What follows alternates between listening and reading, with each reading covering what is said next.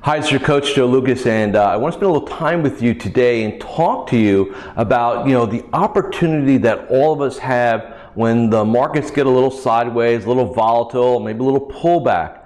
I was talking to a client just the other day, and he's having a great year, and he mentioned to me, he says, everything's going good, but man, these darn pullback, the market would just calm down. And I'm sitting there going, are you crazy? This is the best market. Volatility is great for a couple different reasons. If, again, you manage your own psychology.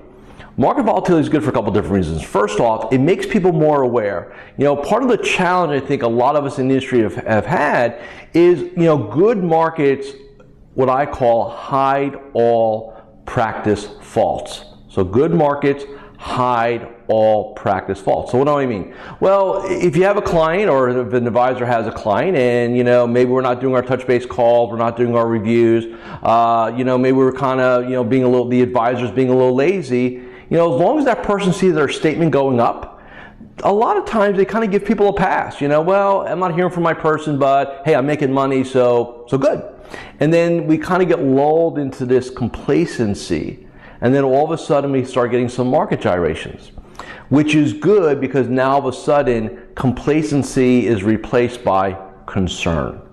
When you have a marketplace that has a level of concern and high awareness, this is when people are more apt to want to make a change. This is when, in essence, the wounds that were being hidden because of a good market come up. Now they're not being called by their advisor. They're not hearing. They're not being reviewed. They're wondering what's going on. So if you followed our model over the last several years, being our touch base calls, doing our reviews, and you've been very, very proactive, this is the time when you really want to go ahead and pick it up. Here we are, mid-October 2014. You have maybe 4 to 6 weeks before we really get into holiday mode here.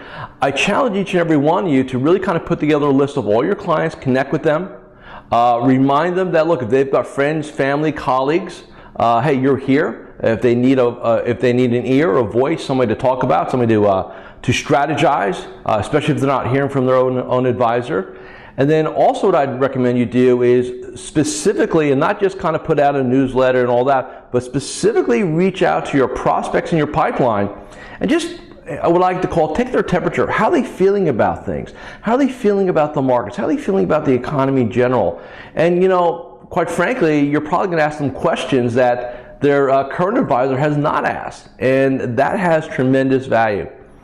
What we all have to remember is that in an industry and profession that's highly regulated, that has to be highly compliant, the biggest challenge all of you have is being different, being unique. And let's face it, you're not going to be able to put out typically a world-class website like you'll see in other industries. You can't write provocative copy in your newsletters or seminar invitations or whatever, or your blog. You can't do what I do and just say whatever you want to say, right?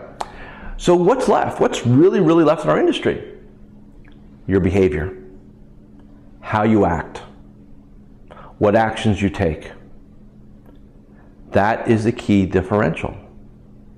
So for some of you, instead of whining about compliance and my firm doesn't let me do this and I can't get this approved, pick up the phone, type out some personal emails, reach out to people. At the end of the day, ultimately, this is a people business.